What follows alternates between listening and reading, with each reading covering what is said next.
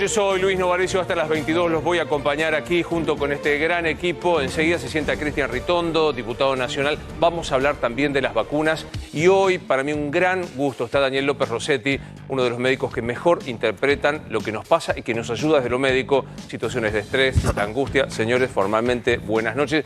¿Llegaron las vacunas? Llegaron. ¿Cuántas? 330.000 dosis de vacunas. Bien ahí, lo insistieron ustedes dos con el número, fue exactamente el número que ustedes dijeron. Hoy hubo conferencia de prensa de Carla Bisotti. Me gustaría escucharlos para ver qué creen que quedó de esto. Se creía que iban a anunciar, incluso la reunión empezó a las 9 de la mañana, terminó por la tarde, se creía que iba a haber algunos anuncios, sobre todo con respecto a lo que pasa con las dosis de la vacuna, porque se está discutiendo si la vacuna china que llega en las próximas semanas se pueden dar las dosis de los 3 millones de dosis a 3 millones de personas. La vacuna china, la diferencia que tiene con la rusa es que la dosis 1 y la dosis 2 es el mismo componente. Claro. Entonces se empieza a discutir si se tiene que utilizar los 3 millones de dosis para 3 millones de personas o para 1,5 millones de personas. Antes de escucharlo, Nacho, 30 segundos de lo que decía hoy la ministra de Salud cuando anunciaba la llegada de este cargamento de vacunas y cómo se va a utilizar tanto la vacuna china como la rusa.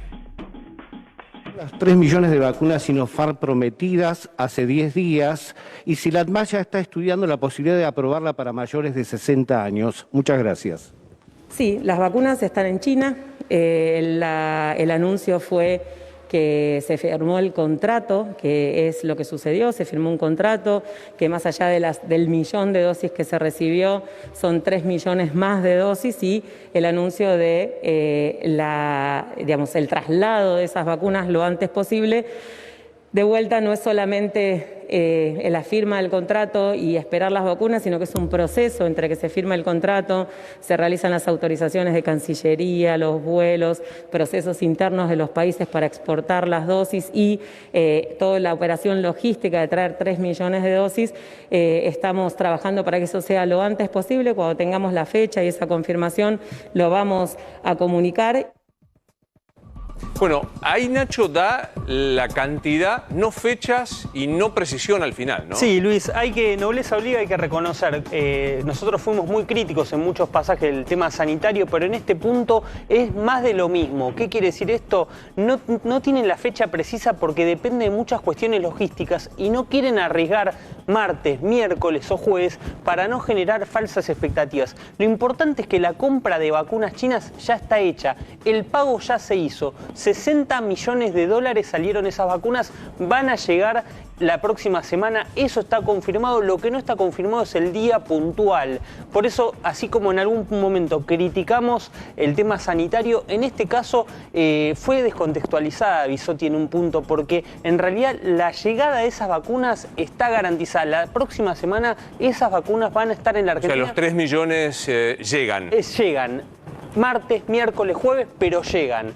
Con estas 330.000 se sostienen los vacunatorios con vacunas, sí. Porque el temor que había, lo dijo acá sentado Rodríguez Larreta, lo confirmó también la gente de la provincia de Buenos Aires, si no llegaban estas vacunas, quedaban desabastecidos. Solamente por 3 o 4 días, depende, vamos a ver la distribución, y recordemos, esta es la vacuna Sputnik que se puede aplicar a mayores de 60 años, pero la Sinopharm no va a aplicarse a mayores de 60 años, por lo cual las vacunas tienen que venir otro vuelo de vacuna Sputnik, que también es lo que están esperando, porque las vacunas para mayores de 70 años, si no, no se va a poder continuar. Ahora, hoy lo vi a Mauro aquí, en A24, hablando con un especialista que decía que en China ya se empezó a vacunar a mayores de 60 años, a pesar de que la Unión Europea y los Estados Unidos la consideran no apta. Acá en la Argentina se va a aplicar a menores.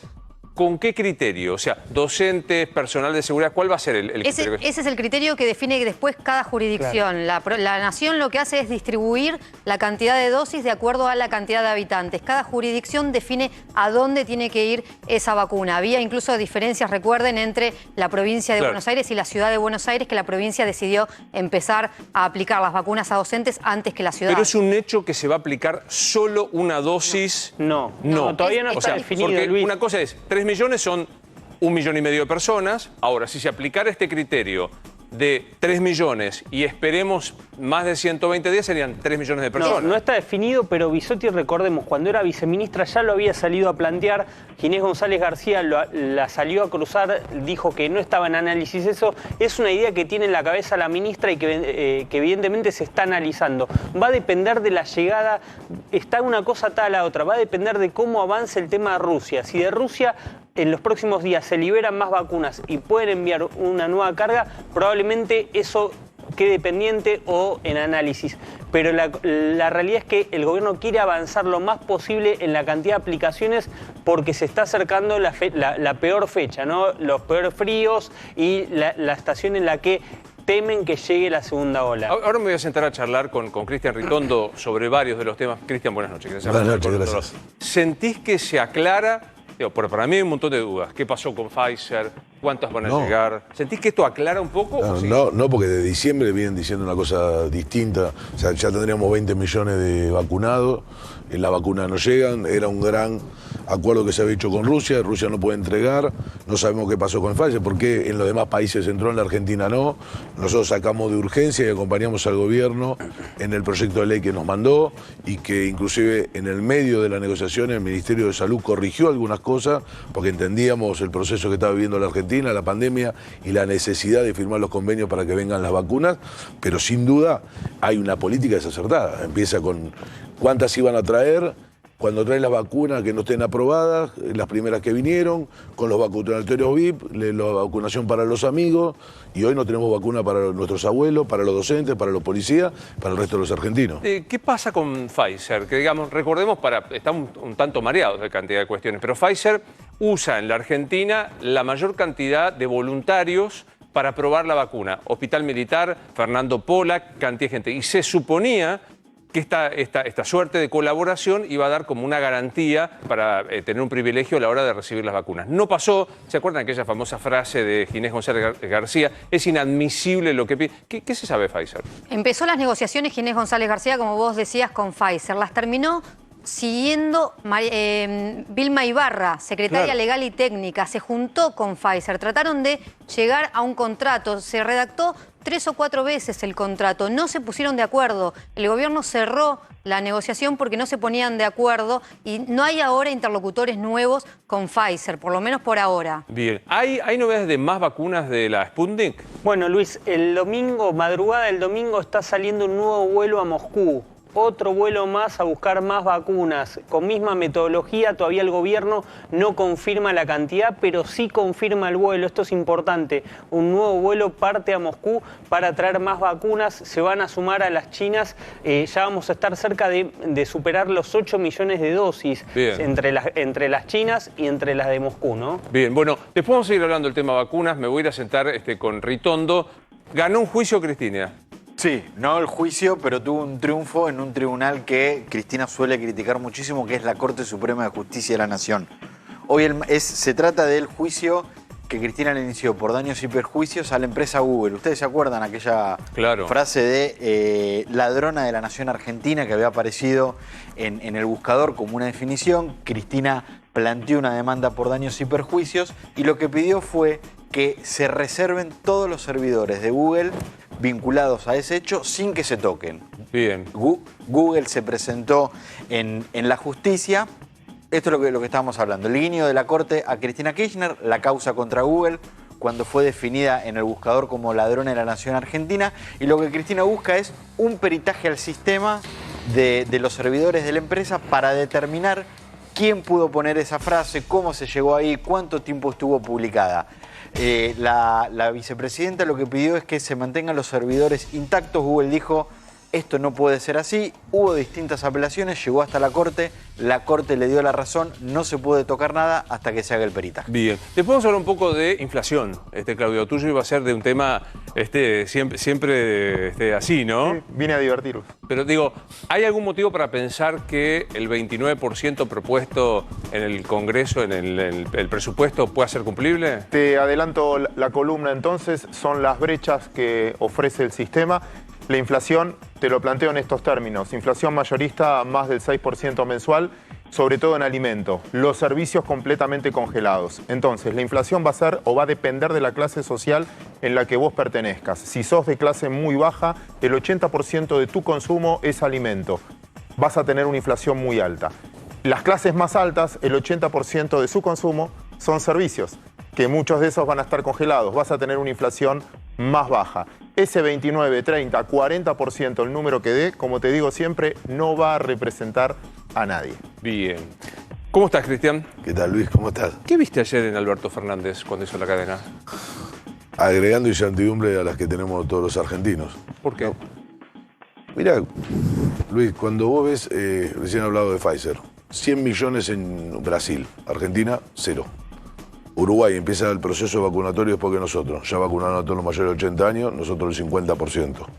Chile, parecía al lado, pues no, Chile, 20% de su población. La Argentina no llega al 1%. Darle certidumbre. A ver, vamos a terminar con los mayores, porque viene ahora el frío, ahí puede haber un rebrote. Son los que más lo sufren, son por los que pueden hacer colapsar, por la cantidad de muertos, por lo que ya pasó, el sistema hospitalario, que gracias a Dios no colapsó, y en esto hay que hacer un reconocimiento al gobierno, tanto nacional como de la provincia y de la ciudad de Buenos Aires, que fueron tal vez los más afectados al principio, que no colapsaron los sistemas sanitarios como pasó en otros países. Ahora, para eso tuvimos la cuarentena más grande del mundo, ¿no? Digo, en condición de poder no haber colapsado, con una economía que se derrumbó y una economía que sigue en derrumbe. Bueno, después está el profesor acá, más vale no hablar, porque seguramente va a ser mucho más claro de que todo lo que pueda aportar. Pero entonces lo que estamos planteando es que la doctora Bisotti venga, nos explique cuál es el plan vacunatorio, que no nos mienta como mintió Ginés cuando vino, porque hoy tendríamos una cantidad de vacunas y de resoluciones que no las tenemos. Entonces, no hablan con la oposición, no hablan con la gente. Cada vez que hablen, hacen un... ¿Sentís que eso se extremó? Yo tuve la impresión de 1 de marzo el discurso del presidente en la apertura de sesiones, ahora la cadena de ayer, no logro entender la cadena. Digo, defiendo el derecho al presidente a la cadena porque es fundamental en una ley, aparte, lo defiendo o no lo defiendo, no importa nada. Pero digo... Pero para decir algo. Pero claro. Es para decir algo, es para prestar atención, va a hablar el presidente, uno le presta la atención suficiente porque va a anunciar algo importante para todos los argentinos. Eso es lo que debe ser una cadena nacional. Si no, para no decir nada, para desinformar, para no entender, para decirnos que después del verano viene el otoño y que nos mantengamos a 2 metros y con barbijo, eso ya lo sabemos. Bueno, acá hay dos teorías. Ahora, yo creo que digo que el presidente no se anuncie, no diga. Nosotros hicimos convenio, el Sputnik va a venir de esta forma. Las chinas van a venir de esta forma, con esto vamos a tener esta cantidad. Pfizer estamos tratando de arreglar. Y el problema que tuvimos con Pfizer fue que nos digan. No, aparte yo digo, una cosa es que vos digas, yo no me puedo comprometer. Johnson y Johnson, los privados, ¿en qué momento pueden empezar a adquirir? ¿Podrán empezar a adquirir los privados vacunas o no?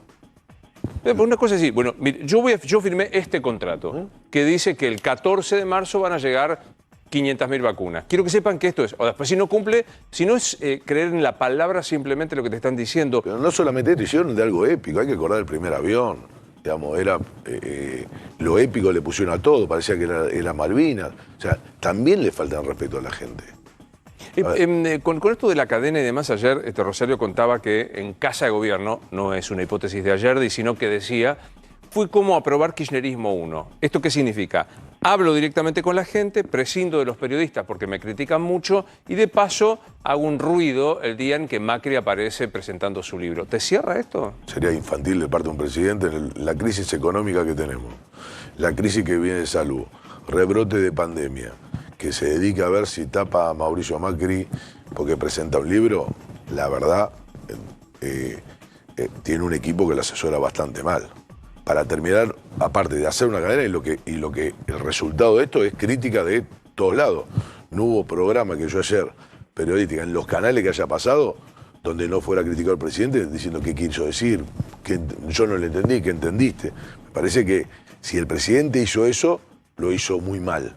Y me parece que el presidente tiene que dejarle de la culpa a los periodistas, a la justicia, a la oposición de todo lo que pasa en Argentina, tiene que mirar para adentro, tiene que resolver su interna, tiene que dejar de actuar en la política como el presidente del frente de todos, ser el presidente de todos los argentinos, ponerse a comandar otra pandemia, tratar de recomponer esa foto que a todos los argentinos nos gustaba, que era Axel, Horacio y la Cámara de Diputados poniendo la voluntad para sacar las leyes que necesitaba, el acuerdo con el Fondo Monetario, o sea, Todas esas cosas que pasaron tienen que volver a pasar, o por lo menos él tendría que intentar que pase. Si no, la Argentina que hoy tenemos es esta Argentina de un presidente que está desbocado, que nos hace hacer papelones internacionales como el que hizo en México, que se reúne con hombres de negocio y le hacen 4 preguntas y quería salir corriendo como Lorenzino, porque no tiene respuesta. Desbocado. Es un presidente que está desbocado en las cosas que dijo en México,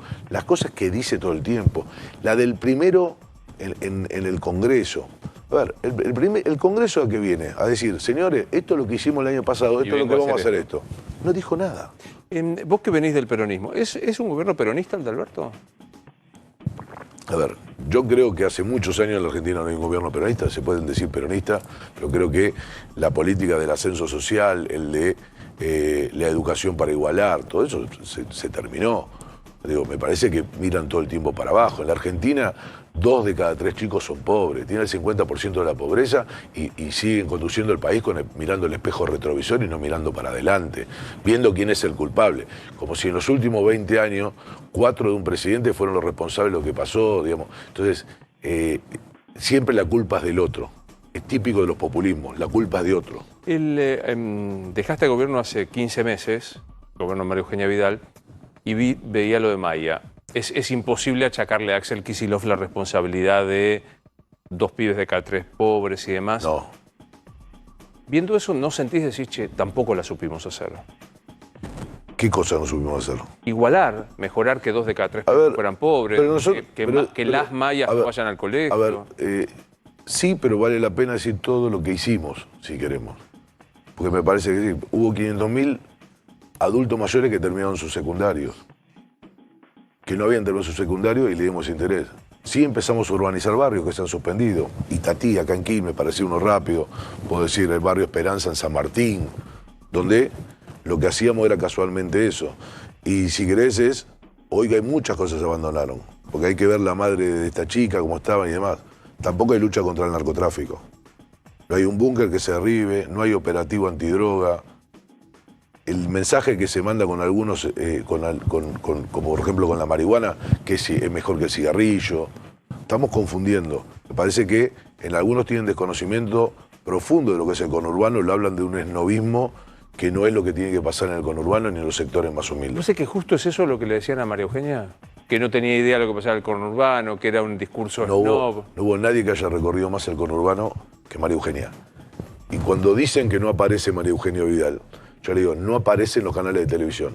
Pregúntenles, yo hace muy poco presenté un proyecto de ley donde reivindico el trabajo que han hecho en los comedores, sosteniendo. Pregúntenme cuántos comedores María Eugenia fue durante la pandemia. No iba a la televisión, iba donde tenía que estar y donde ella se sentía Si fue la cómoda. mujer que más recorrió, si fue la mujer que más intentó cambiar, digamos, ¿me vas a decir que la única explicación por la que perdió es porque se unió al peronismo? No. Hay una situación económica que perjudicaba, el peronismo daba esperanza, se había unido, siempre el peronismo tiene una base muy fuerte en la provincia de Buenos Aires. Te diría, los candidatos que menos sacaron, Herminio Iglesias o Aníbal Fernández, sacaron el 36%, y en el caso de Aníbal Fernández fue Felipe Solá también de candidato, con lo cual te diría, el peronismo unido tiene ya por sí una muy buena base y que arranca de cercano al 40%. Y nosotros tuvimos una política económica que sin duda hizo que el conurbano y los más humildes lo sufrieran más, y no pudimos recomponer eso. Pues, a ver si es metáfora. ¿María Eugenia perdió por la política de Macri?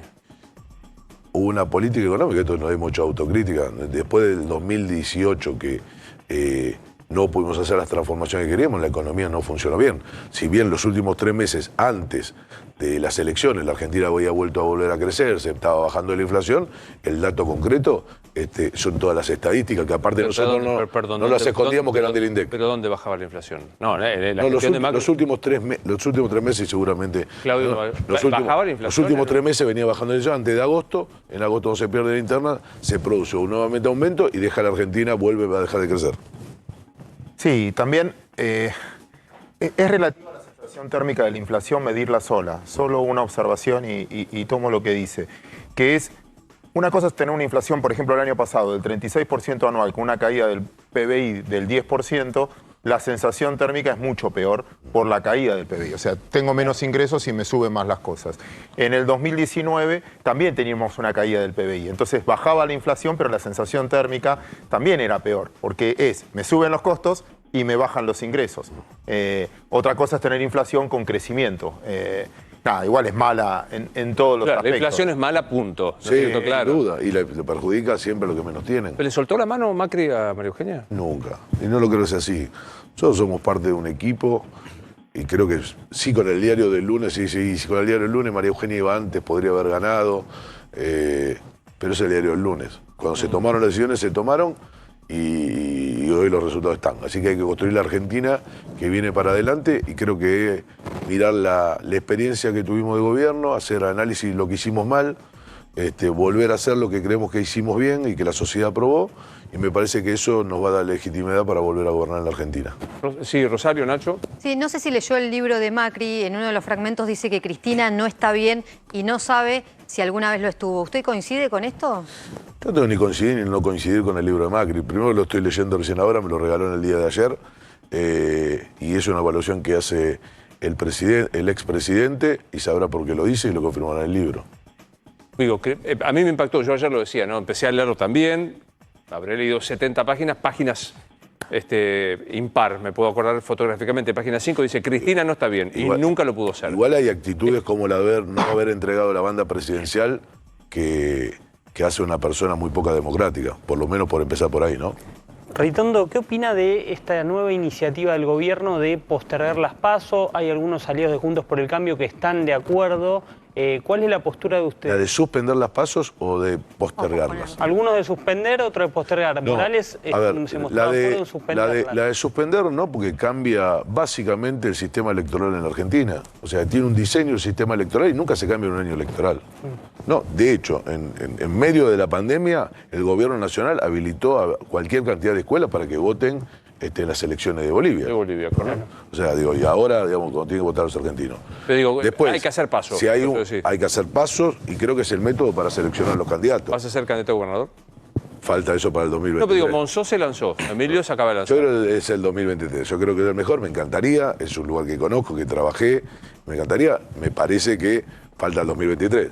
Pensemos que en el 2019, más o menos a esta altura, yo venía acá y decía que Alberto Fernández iba a ser el presidente y que si lo es el gobernador, ustedes habrán dicho Ritondo hoy no vino bien. Y digo, bueno, pero entonces, lo de Alberto fue una cosa... Falta mucho tiempo, pero lo que digo es hay que trabajar para recuperar la provincia de Buenos Aires. Yo lo estoy haciendo, pero creo que hay muy buenos candidatos también. Emilio es uno, Diego está ahí que viene o no a la provincia y es un buen candidato. Hay muchos intendentes. ¿Vidal no quiere ser candidata este año? Lo va a decidir ella. A mí me encantaría, yo vuelvo a repetir, yo me encantaría que encabece la lista de la provincia de Buenos Aires y me encantaría también que sea la candidata a presidenta del espacio en el 2023. Sí, es encabezar quizás la lista de una elección que puede salir derrotada otra vez. En el año 2017 Esteban Burri derrotó a Cristina Kirchner en la provincia de Buenos Aires. El kirchnerismo venía de un montón de derrotas. Una derrota más o una derrota menos, hay que ver en qué condiciones de quedar, cómo se dan, pero cuando uno defiende la idea no es solamente ganar, sino tiene que ver con los valores que defiende ante una sociedad. Y me parece que esa es la responsabilidad que tenemos nosotros. Es muy difícil, en el 2000, cuando creamos Compromiso por el Cambio en la Ciudad de Buenos Aires, perdimos la primera elección en el 2003 y todos decían que Mauricio Macri y todo su equipo se iba a la casa.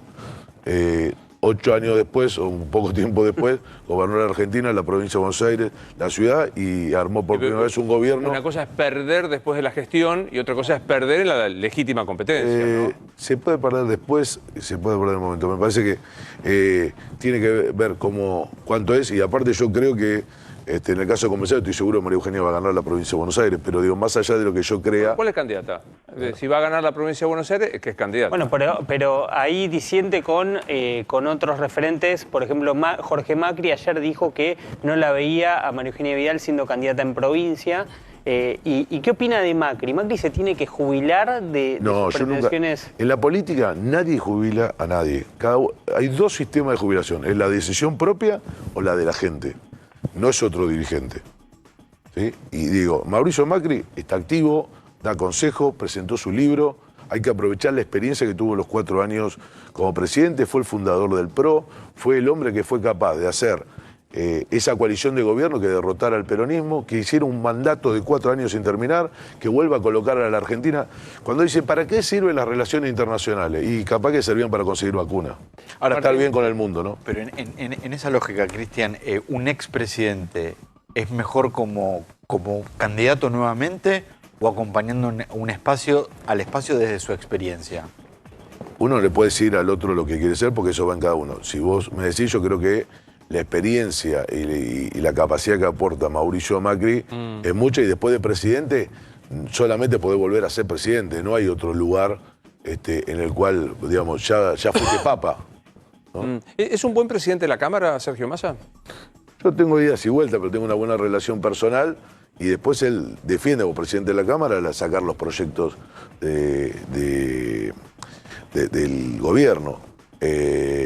Lógicamente en la Cámara tenemos muy buena convivencia. Esto no quiere decir que opinemos iguales, tengamos parecidas las miradas.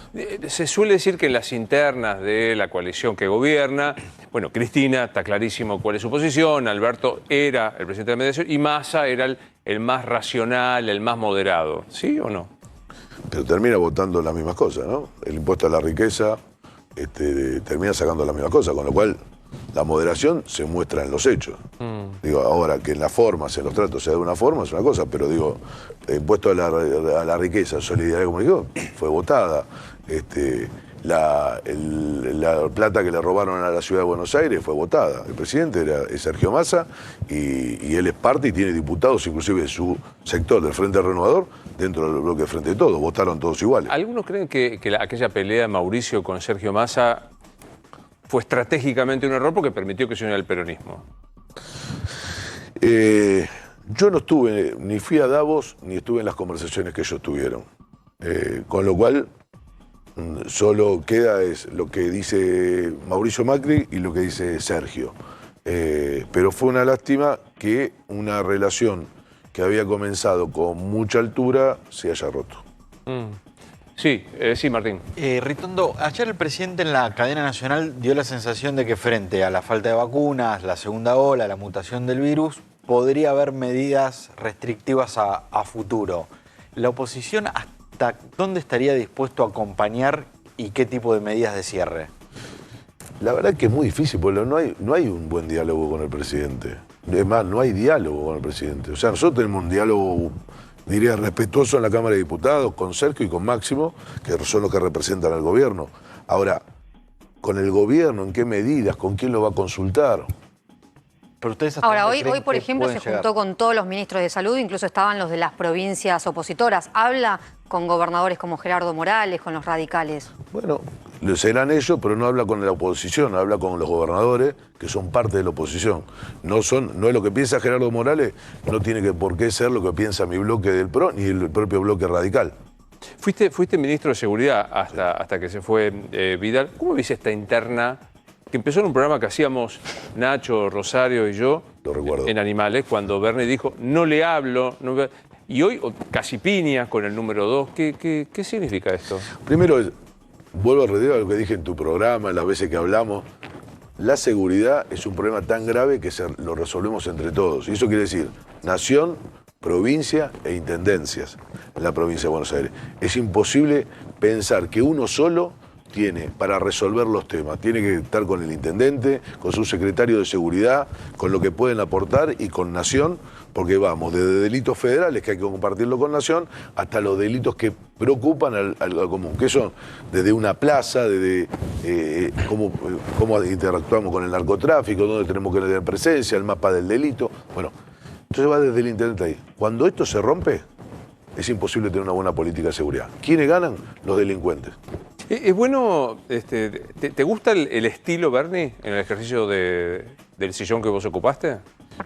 A ver, yo reconozco a Bernie que trabaja mucho, que se ocupa de las cosas, pero no me gusta su estilo. No es el mismo que tenía yo. Yo, en algunas cosas, creo que hay que mostrar lo que trabaja la policía, no a uno. Después uno puede entender el enojo de Bernie, lo que creo que no se puede expresar así. Si es cierto, y lo sé por Diego, Diego y Bernie no durmieron la noche pensando si esta chica, porque con las horas, el desenlace claro. que uno esperaba, la verdad, era dramático. Digo, Sí, claro. Yo pasé por ese lugar y sé que a medida que van pasando las horas, uno hay una cuestión de porcentaje de encontrarla con vida o no. Entonces, yo me imagino en Diego y en Sergio Berni la preocupación que tenía. Y de Nación no tenían acompañamiento, entiendo que haya un enojo. Ahora, la reacción de esa forma, hacerlo público, me parece que para los delincuentes... Me pareció que rían. dejaste caer que es medio figurete y Berni. No, él tiene una forma distinta, o sea, de presencia en los medios, yo a veces quedaba mal por no ir a los medios, o sea, porque me tomaba en un mes, creía que no tenía que ir y que tenía que dedicarme a fondo a la gestión, me digo, porque, a ver, Le estás diciendo lo ha sufrido. Lo he sufrido, padecido, no lo he sufrido, lo he padecido. Pero le estás diciendo... Te escribí que no estoy saliendo de radio porque no estoy haciendo medios. Te digo, le estás diciendo un poquito figurete. No, le digo que él tiene una forma, no le digo figurete, de abordar el trabajo en los medios que es distinto a lo que yo planteaba. Pues yo creo que hay a veces que el protagonismo lo tiene la policía. En la búsqueda era muy factible que las imágenes que tengas del ministerio era la policía buscando y trabajando y viendo cómo estaban con los perros, que aparezca yo. Pero digo, son formas distintas. Hoy Kicillof finalmente lo ratifica, Rosario. Sí, los ratificaron a los dos. Sergio Berni y Sabina Frederick están ratificados cada uno por sus jefes políticos. Alberto Fernández, a Sabina Frederick. Incluso Sabina se hizo fuerte en la Casa Rosada cuando Sergio Berni empezó a criticarla y a cuestionarla. E incluso el año pasado, recordemos que ya habían compartido una reunión juntos en la que estaba Axel Kicillof y también hubo fuertes gritos de Sergio Berni. A partir de aquel entonces, Sabina Frederick empezó a cobrar mayor fuerza en el Gabinete Nacional. Hoy hubo unos chats de los ministros albertistas que dijeron no solamente le tenemos que dar el respaldo privado a Sabina Frederick. Empecemos a mostrar el respaldo público. El primero que lo hizo fue Matías Lamen. Se armó una actividad pública para sacarse una foto con Sabina Frederick. El albertismo va a empezar a mostrarse en los próximos días con Sabina Frederick. Digo, con todo cariño por Matías Lamen, ¿no?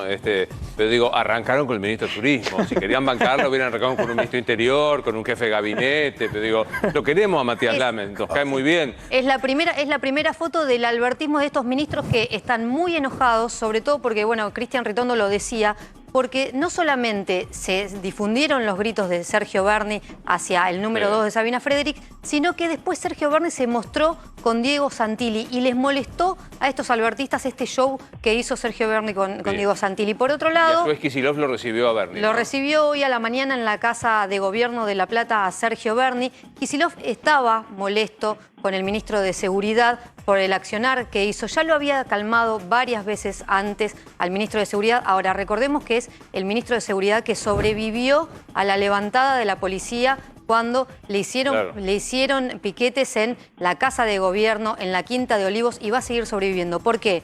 Porque Alberto Fernández ni siquiera habló del tema con quién, con Cristina Kirchner. ¿De quién depende que siga en el cargo o no siga en el cargo?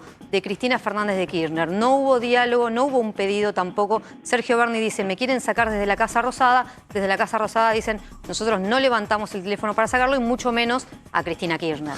Luis, dos cosas sobre esto. La primera es, sí dialogo y recorro con los intendentes propios y ajenos que hablo. No hay presencia de fuerzas federales en la provincia de Buenos Aires. Ha desaparecido... Tiene razón Berni, entonces. La presencia, y esto lo reclaman todos los intendentes, al cuales le han hecho lugares para que estén las fuerzas federales, no están, no hay presencia, no hay forma de controlarlo, le dan un número que no es lo que están. Primer tema. El segundo tema es, qué lamentable que tengan que criticar a que dos distritos de distintos colores partidarios se junten para resolver un tema que del gobierno una ministra lo critique. Tendría que ver cómo se habría sumado antes. Claro. Me parece que trabajar juntos es lo que decía antes, es la mejor solución para encontrar estas cosas.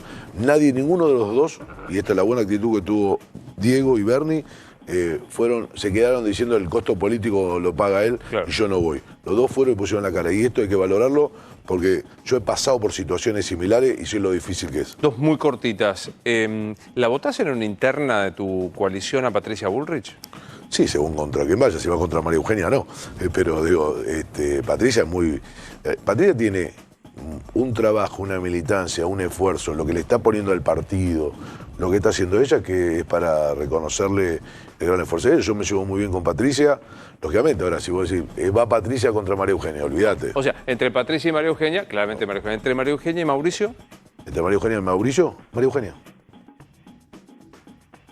Se presentan los dos para candidato a presidente y vas con María Eugenia. Sí, es mi candidata a presidente. Trabajé 8 años seguidos con ella, tanto en la legislatura, cuando ella era presidenta por ser vicejefa, y yo la presidía. Te mandó el libro, Mauricio, ¿no? Mauricio me mandó el libro. dedicó? Sí, me lo dedicó. La puse en mis redes. ¿Qué dice la dedicatoria? Para Cristian, un gran luchador por una Argentina más justa. Mirá, ahí lo tenés.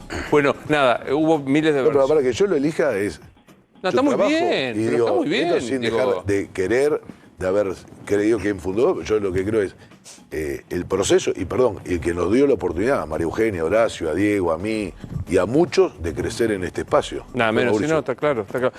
Circuló una versión de que había habido una oferta, te lo pregunto así como un chisme, de haber en la Cámara de Diputados haber ofrecido vacunas en el momento del vacunatorio VIP. ¿Algo de eso hubo? No, la única vez que hubo una charla, pero que fue seria, es cuando no se vacunaban y no se anotaban al principio, Sí. fines de diciembre, que si alguno, todavía estaba en discusión, se vacunaba y algunos querían hacer 1 o 2 por bloque, que era en el momento que no tenía, digamos, que la Sputnik no daba.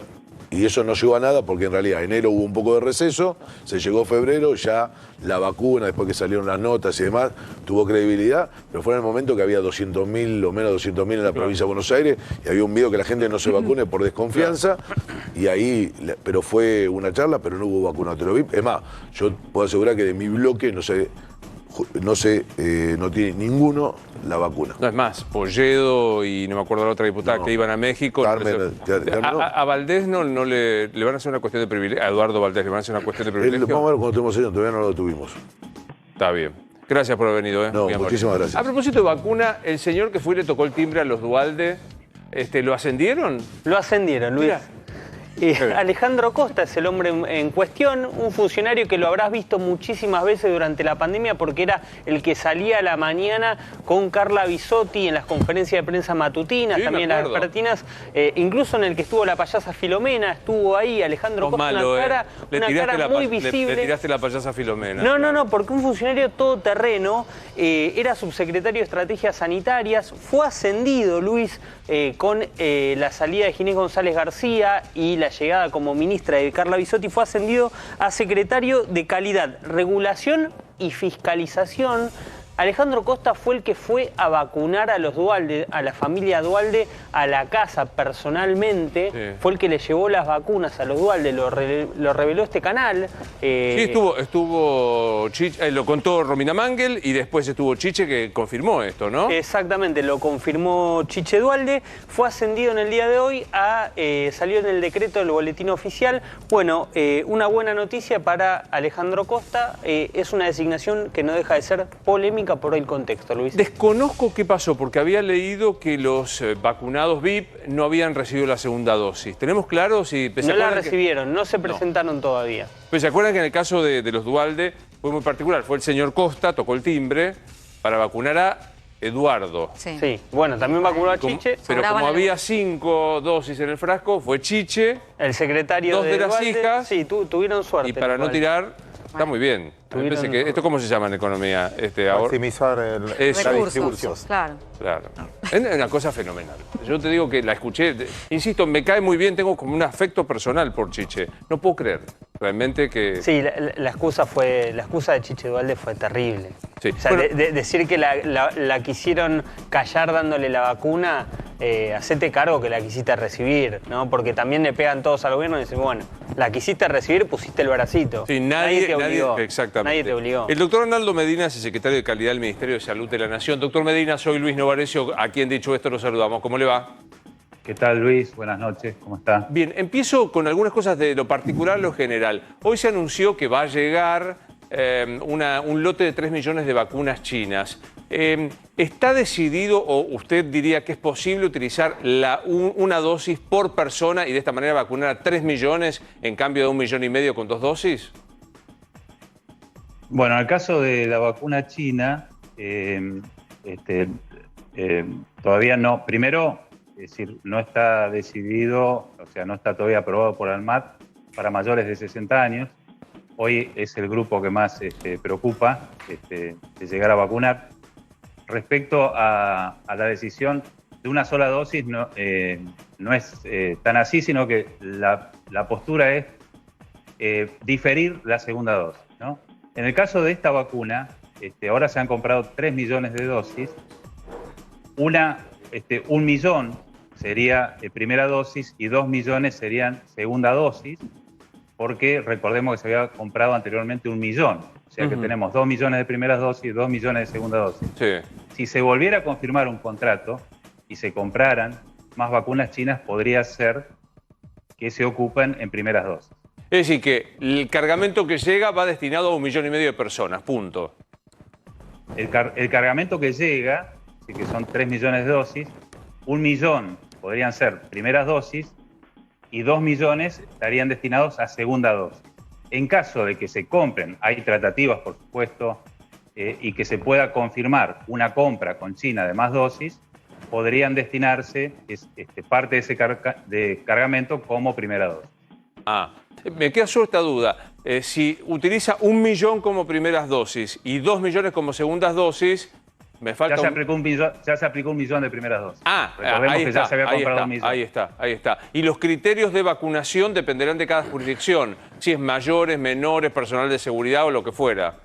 Bueno, hoy estuvimos, sí, pero de todos modos hoy tuvimos una reunión del Consejo Federal de Salud, la ministra de Salud, Carla Bisotti, con todos los ministros provinciales, y se definió como grupo prioritario mayores de 60 años. Esa es la prioridad, es decir, poder llegar lo más rápido posible a inmunizar a este grupo para, en una segunda ola, poder tener la mayor cantidad de personas protegidas, ¿no? Para evitar formas graves, para evitar internaciones. Doctor Medina, hay muchas discusiones respecto de lo que pasa con los argentinos que ingresan a nuestro país, sabiendo que están cerradas las fronteras desde diciembre pasado. ¿Es un hecho que se va a restringir la llegada de argentinos, sea impidiendo la salida de vuelos, impidiendo el regreso de personas de zonas endémicas? Bueno, acá lo que hay que aclarar respecto a las fronteras, en principio, que no se permite el ingreso de extranjeros con motivos turísticos. Está claro. O sea, solamente pueden ingresar aquellos que son esenciales, que vienen con una actividad comercial o alguna actividad productiva. En el caso de los argentinos, desaconsejamos la salida con motivos turísticos. La verdad es que hay mucha preocupación por estas nuevas cepas. Recordemos que son 3 cepas fundamentalmente: la británica, la sudafricana, que no ha llegado a nuestro país, por suerte, y la cepa de Amazonas. Por el estado epidemiológico que está Brasil, fundamentalmente, y países limítrofes, nos preocupa muchísimo la llegada de esta cepa. Por lo tanto, ya se han restringido los vuelos. Recordemos que se han restringido en un 60% de Brasil, se han restringido 40% de Estados Unidos y 30% de otros países latinoamericanos. Y la ministra de Salud y el presidente de la Nación han determinado que se endurezcan los controles respecto a las personas que ingresan al país y fundamentalmente el control que se debe hacer de la medida más importante, que es el aislamiento posterior al ingreso al país. Recordemos que debe ser de 10 días posteriores a la toma de muestra para realizar la PCR. Los viajeros vienen con una PCR que en el país de origen. Esta PCR la controlan las aerolíneas, y también, como se debe subir a la declaración jurada que presentan los viajeros, se controla online por la autoridad sanitaria, en este caso por Sanidad de Fronteras, y después de todos los pasajeros, incluso firman un compromiso antes de salir del país, deben cumplir estrictamente el aislamiento cuando regresan al país. Sí, Nacho. Sí, doctor Medina, ¿cómo le va? Le quiero consultar si se puede confirmar ya el vuelo del domingo 2:30 de la mañana que partiría rumbo a Moscú en búsqueda de nuevas vacunas de la Sputnik. ¿Está confirmado ese plan de vuelo? Yo no lo tengo confirmado. Yo por lo menos no lo tengo confirmado. No te puedo decir nada respecto a eso. Doctor, vimos hoy que en Paraguay fueron arrestados argentinos que llegaron con PCR falsos. Hay una investigación sobre los PCR con los que llegaron los chicos egresados de Cancún. ¿Se está pensando y evaluando que los viajes de egresados queden suspendidos? Sí. Los viajes de egresados son una actividad de alto riesgo. Recordemos lo que pasó en Cancún. Hay dos situaciones que son obviamente riesgosas, ¿no? Una es el viaje de egresado por la característica de los viajes. Recordemos que tienen, en este caso en Cancún, o en el destino, actividad nocturna y en lugares cerrados. Digamos, esto favorece los contagios. Por otro lado, son personas jóvenes. Y por otro lado, en el caso de Cancún, nos encontramos con la sorpresa de que un grupo muy importante, 44 personas de este grupo, que habían presentado PCR negativas, que como les dije anteriormente, las controlan muy estrictamente las aerolíneas. A todos nos ha llegado el rumor o la confirmación de alguna persona del exterior que quiso viajar y le controlaron la PCR y si la tenía vencida, por ejemplo, no pudo viajar. Las aerolíneas controlan muy estrictamente esto y 44 de quienes habían presentado la PCR negativa fueron positivos al ingreso al país. Esto obviamente llama la atención, no puede ser un número tan grande. Uno espera un número más chico, incluso menos del 1% que pueda ocurrir esto. Y la sospecha acá es muy clara, es decir, hay una irregularidad respecto a las PCR. Pueden ser tres tipos de irregularidades, o que sea falsa, o que le tomen la muestra y no la procesen, como comentó la madre de una de estas personas, o también puede ser un problema de calidad de los laboratorios, que sean falsos negativos. Todo eso está en investigación. Le quiero ser muy breve y apelo a su capacidad de ser sintético, doctor Medina. ¿Se estudia ampliar la cuarentena? Hoy, cuando vuelve una persona de la Argentina, vuelve al exterior, tiene que estar 7 días desde el último PCR, que puede ser solo realizado 3 días antes de viajar, es decir, máximo 10 días. ¿Se estudia ampliar la cuarentena a 2 semanas como era antes? No. Ya hay mucha evidencia a nivel internacional que con estos 10 días es suficiente. O sea, se reduce mucho el riesgo epidemiológico.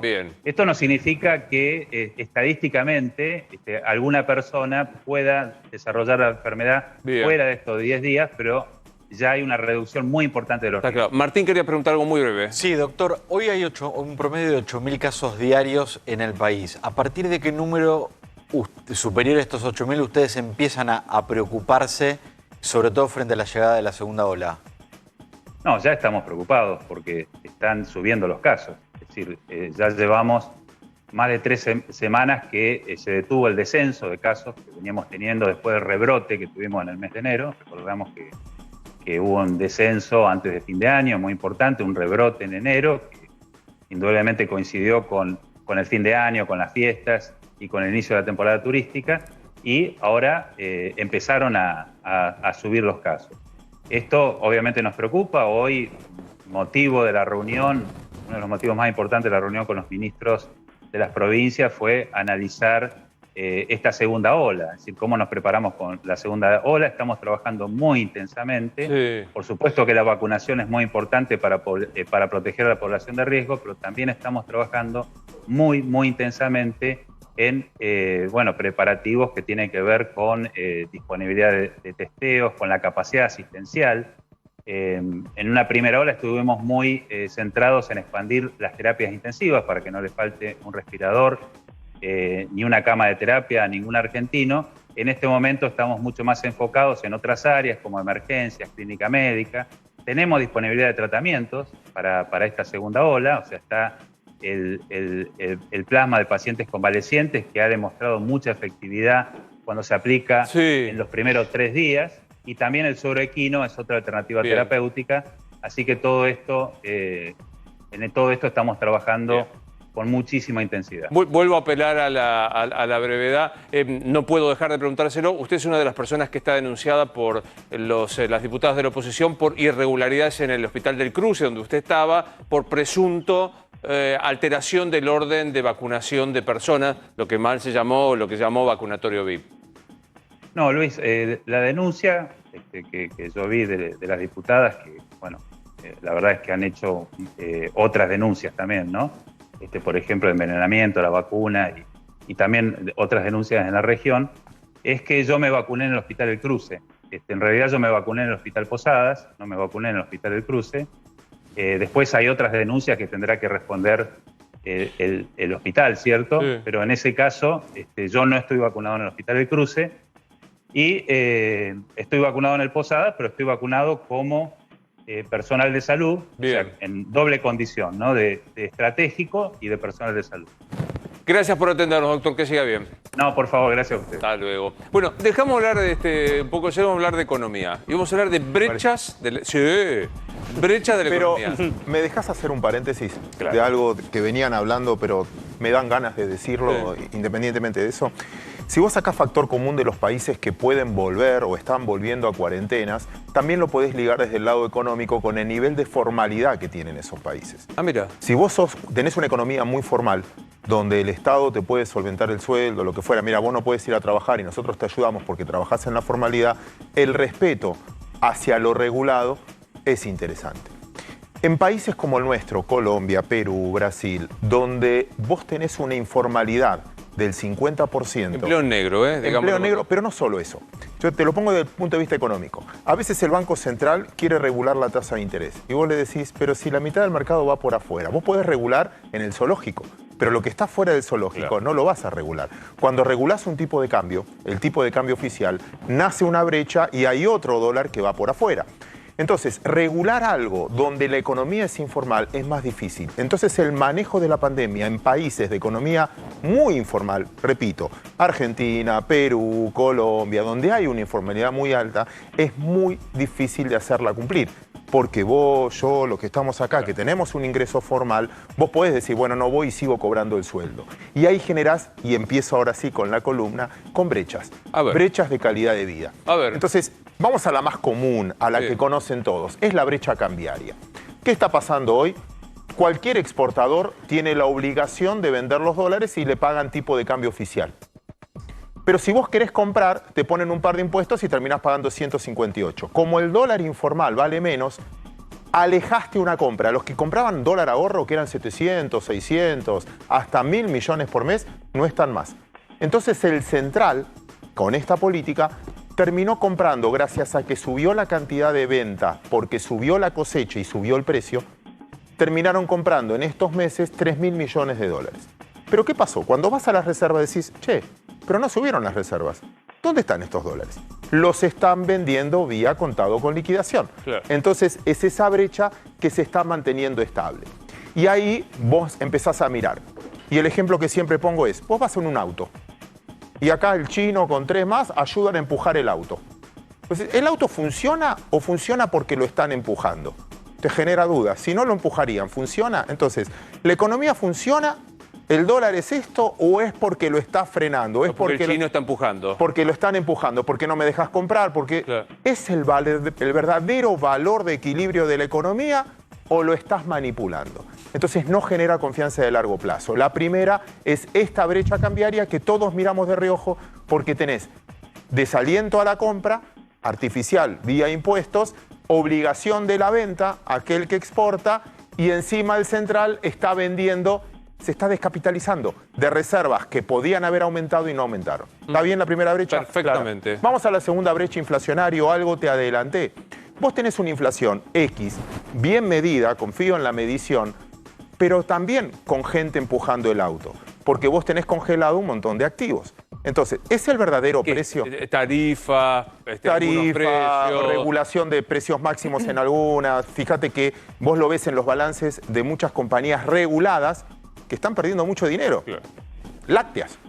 Lo ves, vos decís, pero si todos consumen esa leche, ¿cómo puede ser que pierdan plata? Y bueno, si tengo que vender a un precio y finalmente mis costos, no sé, costos del Estado también, ¿no? Obvio. Impuestos, patentes, valen el doble. Ellos también generan inflación en esos precios. Y en eso no hay control de precios. Entonces, vos empieza a haber una brecha de acuerdo a nivel de consumo, perdón que repita, pero es muy simple. Todo lo que es alimento no regulado está subiendo un ritmo mucho más alto de lo que es regulado. ¿Quién consume en lo no regulado? ¿Quién es el que va, compra de a día en algo menos regulado, en algo más informal? La gente con menos condición económica. ¿Y quién le empezás a regular tarifa, etcétera, y a no subir? Si vos cualquiera, desafío a cualquier oyente, ¿en qué gasta? Se va a dar cuenta que empezás a gastar en celular, que gastás en todos servicios que tienen los precios que están subiendo promedio al 20-26% anual, es lo que le permiten prepaga, etcétera, claro, lo que te permiten aumentar. Pero en alimentos consumís menos. Las clases más bajas no consumen mucho, no es que mandan los chicos a un colegio, bueno, privado, o tienen una obra social privada, fuerte, etcétera. Lo que termina pasando es que consumen el 80% en alimentos. Entonces se empieza a ver una brecha social mucho más importante. Es cuando vos te horrorizás con el número de pobreza, etcétera, obvio, que está ligado a la inflación. Tercero y último y termino. La brecha laboral. Ojo con esto, me lo advertía un amigo hoy. Una persona, y tiene que ver con la medicina, una persona de 60 años empieza a tener mucho más cuidado y sos un personal de riesgo, no vengas. Y cuanto más grande sos, a veces empezás a quedar más excluido. Tecnológicamente, por una cuestión de condiciones, y físicamente, porque te tienen aislado. Si vos sos más joven, asintomático, lo que fuera, bueno, sí, vení, no pasa nada. Entonces empieza a haber una brecha por edad laboral. Mañana tenés que tomar a alguien y decís, no es lo mismo. Y empezás a descartar. Entonces empieza a haber una brecha en el mercado laboral. ¿Dónde vivís? ¿Qué posibilidad de fallarme tenés? ¿Vas a venir todos los días? No, tengo un tío que ahora está, entonces empezás a ver el nivel de falta. Y brecha tecnológica en el que se queda en su casa y hace home office. No todos tenemos la misma igualdad tecnológica de poder de conexión. Depende de dónde vivís, alcance. Entonces, la brecha, y hoy con el productor no vas a entender de lo que voy a hablar ahora, perdón, es de fútbol. Cumpleaños, Bilardo. ¿Por qué prejuicio? No, bueno, pero no te gusta. Míranos a nosotros, míranos a nosotros. Ah, claro, mirá, ahí habló, claro. ¿Quién cumpleaños? Chino, ¿quién cumpleaños? ¿Hoy? ¿Hoy? Nos ponemos de pie, Bilardo. Hoy es el cumpleaños de Bilardo. Claro, hoy es el cumpleaños de Bilardo. Bilardo, el profesor, genio, nos ponemos todos de pie. Sí. Bueno, ¿viste cuando vos atacás por los laterales y vas por los laterales? Ponele. Empieza a haber una brecha en la calidad de vida de las personas ajena a la decisión o al mérito de la persona. Yo no busqué quedarme encerrado, yo no busqué muchas de estas cosas que están pasando. Por eso lo tendría en cuenta. Pretendió ser una economía, una columna económica, pero quiero abordar de ese lado social. Brecha en calidad de vida de acuerdo, edad, clase social que tengas, etcétera. No todos nos pega por igual. Placer, como siempre, escucharlo. Al contrario. Vamos a una pequeña pausa y viene Daniel López Rossetti, que va a medicar a esta gente que no está bien, que son mis jóvenes. No, nos va a ayudar a entender. Es un año, estamos a un año, literalmente, de declaración de cuarentena, a un año de creer que esto duraba 45, 90 días. Y sobre todo, recordar que hay niveles de estrés que pueden ser manejados, que pueden ser detectados. Bueno, todo esto lo sabe Daniel, tras la pausa lo hacemos. Vamos a hablar un poco de la Corte Suprema, que por segunda vez le dice al señor feudal Gilles Dufresne no puede hacer lo que quiere porque vive en la Argentina. ¿Qué pasó esta vez? Otro fallo en contra de la provincia de Formosa por la situación en este caso, de las personas que están en los centros de aislamiento cuando quieren entrar a la provincia. Como decías, la semana pasada fue la Corte Suprema de Justicia de la Nación que le ordenó a Formosa que una mujer entre sin hacer el aislamiento en esos centros, sino directamente en su casa. Y hoy fue la jueza federal de Formosa, María Belén López Macé, que le ordenó a la provincia readecuar su protocolo para que aquellas personas que tienen un PCR negativo no tengan que estar en un centro de aislamiento. Lo explicamos en esta placa, Luis. Sí. Mirá, lo que la jueza le ordenó fue que con un PCR negativo no tiene que hacer aislamiento, puede circular en la provincia. Esto es para todas las personas que estén en esa situación, porque fue un habeas corpus que planteó la oposición puntualmente en una demanda que impulsó el senador radical Luis Naidenov. Con esto, las personas que tienen un PCR negativo no tienen que estar en un centro de aislamiento. La provincia tiene que readecuar su protocolo. Lo que la jueza dijo fue La provincia tiene la facultad de ordenar las medidas que crea convenientes, pero todo tiene un límite. O sea, yo te puedo pedir un PCR negativo. Sí. Y a partir de ahí, no es que vos podés seguir sosteniéndome en las fronteras como hemos visto aquí mismo. No solo en las fronteras, inclusive dentro de las provincias no tenés que estar en los centros de aislamiento si tenés un test de coronavirus negativo. Porque la jueza dijo, estos fueron los lineamientos que planteó el gobierno nacional y la provincia de Formosa no puede ir por sobre esos lineamientos. Y el fallo de la jueza, Formosa lo puede apelar para que primero sea revisado por la Cámara Federal de Resistencia y eventualmente después por la propia Corte de Justicia. Bueno, muy bien. Bueno, voy a charlar con un tipazo, esencialmente, que aparte es médico, pero esencialmente es una gran persona y que trabaja sobre cuestiones que a nosotros nos golpean todo el tiempo, que es el estrés. Doctor López Rossetti, ¿cómo estás? Hola Luis, gracias por la invitación. ¿Cómo estás vos? Un placer verte. Pasó un año... El gusto es mío. Pasó un año de la primera decisión de quédense en casa. ¿Pueden saber ustedes los científicos el efecto que este año provocó y lo que puede seguir provocando con la angustia subsistente? Es una buena pregunta, es una pandemia paralela. En el Hospital de San Isidro, el Servicio de Medicina del Estrés instrumentó un programa que nos dio estadística en este sentido, Luis, que es un programa de control o prevención del estrés psicosocial en pacientes COVID positivo en aislamiento domiciliario. Y de ahí hemos recabado muchísima información, aparte obviamente de dar la asistencia por los medios online correspondientes y los videos. Lo que es muy claro, es decir, el estrés psicosocial, que no es otra cosa que la repercusión que tangencialmente cruza una sociedad cuando pasa una guerra, un terremoto, una catástrofe. Argentina 2001, por una situación epidemiológica, aumento de infartos agudos en miocardio. En el 2001 fue claro el aumento de internaciones en Favaloro, por ejemplo. Está eso medido, probado. Y acá tenemos algo similar, pero que es a nivel mundial. Nunca, Luis, una condición tangencial, transversal, de estrés psicosocial, y la palabra estrés la podríamos, Luis, transcribir como sufrimiento. Eso es estrés, es la medida del desgaste vital, y llevamos un año en esa condición, condicionando las patologías que son ansiedad, angustia, depresión y una cantidad de alteraciones que, bueno, hay que abordar, ¿no? A mí lo que me parece, desde la ignorancia, que es todavía más estresante, más angustiante, es no encontrar un fin. En situaciones horribles, y vos me dirás si es cierto este dicho popular que dicen que las situaciones más estresantes en la vida son mudarse, divorciarse, y creo que casarse, no me acuerdo cuál es la otra. Viste que siempre dicen, me voy a mudar. Tremendo, situación de estrés. Todas esas situaciones tienen un fin. O sea, sé cuándo me caso, sé que me estoy divorciando, sé que me voy a mudar y es el próximo 1 de abril. Ahora, esto que está pasando ahora es que, ¿cuándo termina? Sí, en realidad hay una tríada comportamental, vivencial, emocional, descrita por Redford Williams en la Universidad de Duke de California, que describe exactamente lo que vos decís. Cuando se da el temor, la duda y la incertidumbre es la peor condición. Lo que la separación, el casamiento, la mudanza, es verdad, está descrito en algo que se llama, Luis, escala de Holmes, sí. Pero en general son fenómenos que tienen un grado de certidumbre porque los podés resolver.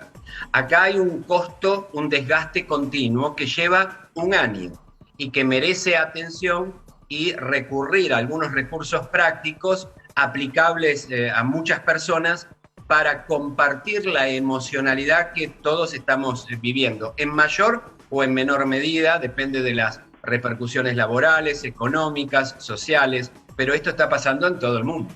Desde el punto de vista del consultorio, de la clínica, Daniel, esta historia de la convivencia provocó que eclosionaran parejas, ¿es real? O sea, ¿hay más divorcios, hay más separaciones?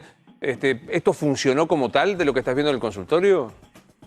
Más allá de los números, lo que nosotros hemos observado es que toda situación de estrés resalta las aristas que existían. Esto quiere decir que a lo mejor tenía una relación de pareja que no era conducente o que tenía algunas dificultades, se equilibraba de algún modo con una dinámica interpersonal que se fue construyendo en el día a día. Y la llegada de la pandemia puede ser, como lo denominamos un estresor o una anoxa, que puede generar ambas condiciones posibles. Conocemos muchas circunstancias en las cuales los efectos en términos de unidad, no solamente de pareja, matrimonial, sino familiar y de amigos, se han enfatizado, porque han encontrado algo que es esencial para manejar en esta circunstancia, diría que en cualquiera, porque el ser humano es un ser social, puede vivir individualmente y aislado, pero solamente prospera en términos de sociedad. El cerebro es un órgano social y la realidad es que el desarrollo de la empatía bien entendida, por ejemplo, o transmitir lo que uno siente, que no es tan fácil, Luis, ponerle la palabra. El secreto está en poner a aquello que sentimos y vivenciamos, Luis, la palabra. Cuando encontrás la palabra, pasaste lo abstracto a lo concreto. Y de ahí en más, esa vivencia puede conducirse. La aparición de miedo, culpa, vergüenza, orgullo, incertidumbre. Cuando lo focalizaste, dejó de ser abstracto. Una frase dice, cuando lo pones en palabras, lo haces tuyo. No se puede combatir el enemigo que no se conoce. Todo cae en la bolsa del estrés. Claro. El tema es individualizar el síntoma y abordarlo desde el punto de vista emocional. Recordemos, siempre decimos, por supuesto, Luis, que somos seres racionales, que tenemos lóbulo frontal, pero siempre decimos, no somos seres racionales, provocativamente hablando, somos seres emocionales que razonan. Porque en millones de años de evolución, primero hemos tenido la emoción, después los sentimientos y después el razonamiento. El corazón decide y la razón justifica, pasa por la emocionalidad. Ahora, es muy interesante y yo que me psicoanalizo y demás, hemos aprendido que poner en palabra es el comienzo del abordaje del tema. Y acá vuelve a aparecer este principio que vos decías. Pienso en los niños, Doc. ¿Sabes qué? Niños que por ahí no pueden articular una frase para expresar la angustia que les está pasando este momento. ¿Y cómo se cuenta un papá que te está viendo en este momento que en realidad el comportamiento que tiene, el aislamiento, la extrema sociabilidad o cualquier reacción forma parte de una consecuencia de la pandemia y no de algo que le está pasando per se al niño? Bueno, es la habilidad de los pediatras, ¿no? De entender a un chico que no transmite directamente como los adultos podemos hacer, y como el tema de Serrat creemos que son de goma, no son de goma. La manifestación del estrés en los chicos, en términos generales, es a través de síntomas somáticos, o digestivos, o alteraciones en la conducta, o alteraciones en las relaciones interpersonales. Pero los chicos, Luis, tienen una ventaja inmensa respecto a nosotros, y es que todavía saben jugar. Y el juego es enormemente desestresante. Al jugar, los chicos canalizan un montón de cosas, fantasías, construcciones, cuestiones que a nosotros nos cuestan más. Los chicos, por naturaleza, viven más el tiempo presente. Fíjate que incluso en nociones de crónicas de combate en lugares desastrosos en el planeta, vos ves los chicos que siguen jugando incluso en los escombros. Esa es una ventaja adicional que los adultos en términos generales hemos perdido. Y también es una forma de comunicación y también es una forma de empatía. Sobre todo quería enfatizar ese punto que antes comenté, Luis. No solamente ponerle la palabra, sino comunicarte con el otro. Siempre que juntos, sumás. En realidad, la unión social, los cerebros sociales y la unión de las conductas sociales es una ventaja evolutiva.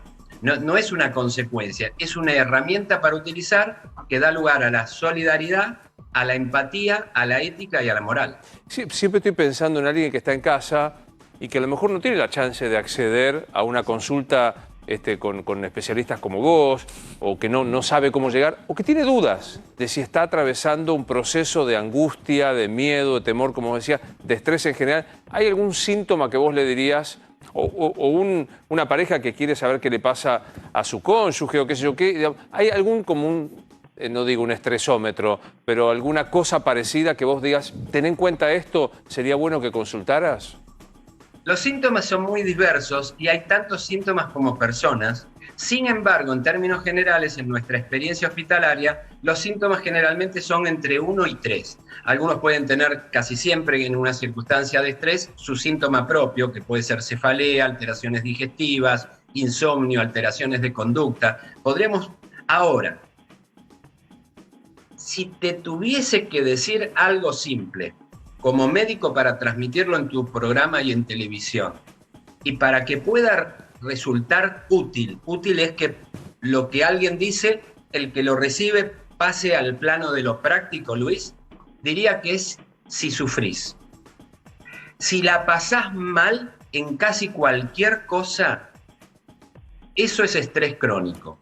Las condiciones agudas, en términos generales, se resuelven en un sentido u otro, pero vos iniciaste nuestra charla con algo de cumplimos 1 año. Y esto es un desgaste largo y van a ser prácticamente 2. Recién visualizo que esto se van a iniciar las clases normalmente como el año que viene. Es decir, esto nos va a modificar 2 años de nuestras vidas, a todos. A un nenito, como decías vos, imagínate lo que son 2 años para un chico de 5 a 7. Claro. O lo que son 2 años para un adulto mayor de 85 a 87. Claro, es totalmente diverso. Y para un señor maduro como nosotros, de 55, 56, a mí tampoco me da mucha gracia. O sea, quiero decir, lo que me genera, perdón la autorreferencia, me genera ese enojo. Es decir, ¿por qué tengo que perder de los 55 a los 57 con esta historia? Digamos, no tengo tanto tiempo para perder. La ira es una de las manifestaciones centrales del estrés. El estrés es un sinónimo de miedo, de activación de una parte del cerebro que se llama amígdala, y la forma de reaccionar es ira. Y no debemos interpretar a la ira, Luis, como el ataque de ira. En realidad, todas las emociones, Luis, y los sentimientos, la ira es una emoción, igual que el miedo, la ira, la alegría, la tristeza, el asco y la sorpresa. La ira no solamente es el ataque de ira, como lo interpretaba sabiamente Séneca, el filósofo Séneca, sino que es quizás más aristotélico, que es toda una escala más amplia que va desde un simple disgusto o enojo, pasando por toda la escala de esa ira hasta llegar al ataque de ira. Una incomodidad, un disgusto, un enojo, también está en la escala de ira. Y cuando tenés una condición de ira o de disgusto o enojo continuo, se habla de desgaste o situación crónica. Y si yo ahí te pregunto, Luis, si vos estás en esa condición en forma continua, sí, ¿la pasás bien o la pasás mal? Horripilante. Se llama sufrimiento. Lo contrario es el estar bien, que es el bienestar. Por eso te decía antes, uno tiene cierta tendencia a decir, bueno, escucha, me va a llamar Luis a las 9:30. ¿Qué puede hacer un médico a través de una pantalla para dar una herramienta? Porque no es una charla académica, no estamos en la facultad. Y digo, bueno, una herramienta, vos como sos buen periodista decís, ¿cómo alguien se da cuenta que le pasa algo? Bueno, yo lo primero que te digo es, si la pasás mal y sufrís, no importa lo que el médico diga, porque el médico que tenés más cerca sos vos mismo. Por el otro lado digo, lo que te pase, dialogalo y compartilo. Buscale palabras y empatizá con el otro, porque toda comunicación afectivamente realizada es bidireccional, va y viene. ¿A través de qué? De la empatía, pero no de la empatía cognitiva, mental o del entendimiento, porque un psicópata es verdaderamente empático. Un psicópata tiene empatía cognitiva, sabe lo que pensás y por eso te puede lastimar y manejar y conducir, porque tiene una conducta psicopática y te conoce y sabe qué hacer porque tiene empatía cognitiva, es decir, del conocimiento intelectivo, racional, de juicio. Lo que no tiene es empatía afectiva o emocional. Te entiendo perfecto. La palabra empatía viene del griego, empateia, que es emocionarse con el otro.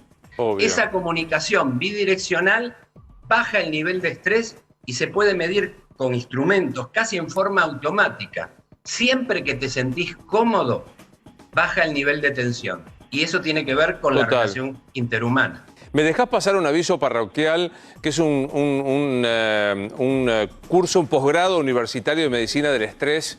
Y ahí te la quiero ver. Psiconeuroinmunoendocrinología. ¿Es así? ¿Estoy diciendo bien?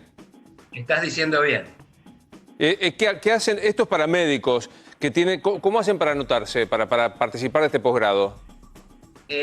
Ante todo te agradezco que pases el anuncio. Yo te mandé un mensaje diciendo que es algo que nos apasiona, lo que hacemos, tanto en la Asociación Médica Argentina, en el hospital, como en la maestría de psicoinmunoneuroendocrinología de la Universidad Favaloro. Nos gusta mucho esto. Invito a los colegas, médicos, psicólogos y profesionales de la salud a participar del curso anual online de la Asociación Médica Argentina. Toda la información está en www.sames, como el SAME, pero con S al final, sames.org.ar. Ahí tienen toda la información de este curso anual online. Bueno, que nos veamos pronto, que se te extrañan las charlas mano a mano. Gracias, Daniel.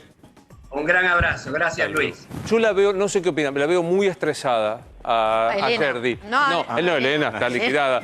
Pero más que nada, a usted, ¿cómo la está? Pues la ira. Tuvo cena anoche, ¿eh? Yo no tengo. Guarda que tuvo cena. Vino por este.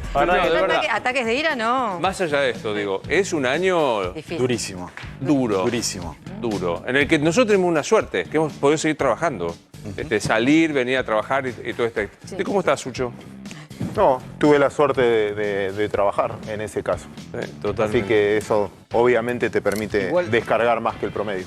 Como que, en mi caso que soy padre, que se hayan abierto los colegios, como que bajaron muchas tensiones comparadas con las del año pasado. Pero a mí me metieron un estrés con ese tema. Sí. Y si cierran la burbuja, entonces, ¿viste? Porque digo, los chicos, ¿qué edad tienen tus hijos? 8 y 4. Claro. La más chiquita le cerraron la burbuja. ¿Ves? Pero no fue para tanto. Pudieron sobrellevarlo. Sí, lo llevamos, ¿Usted con qué se estresa, Ortelli? Con nada, con el fútbol nomás. Con River. Solamente Con River. Y es para estresarse, ¿no? Claro, es como complicada esta situación. No, pero digo, más allá de lo que dice Daniel López Rossetti, que es interesante, que es un dato también del psicoanálisis, que es el sufrimiento. Vos tenés pues, un momento de ira, un momento de enojo, un momento de angustia. Cuando esto se hace imposible sostener, pues sufrís, la estás pasando mal, ese momento de recurrir. Hay montones de clínicas de estrés en hospitales públicos, ahora también un poco circunscriptos por el tema del COVID, que vale la pena recomendar para que la gente se acerque. Sobre todo la incertidumbre. Déjame jugar chiquito, un pequeño ejemplo. Con el GPS. Vos vas manejando. Te agarra una congestión de tránsito como nos pasó a todos hoy. Como sabes el camino, empezás a tocar bocina, empezás a gritar, manejar zigzag. Pones el GPS y el GPS te dice, señor, usted va a tardar 1 hora 4 minutos.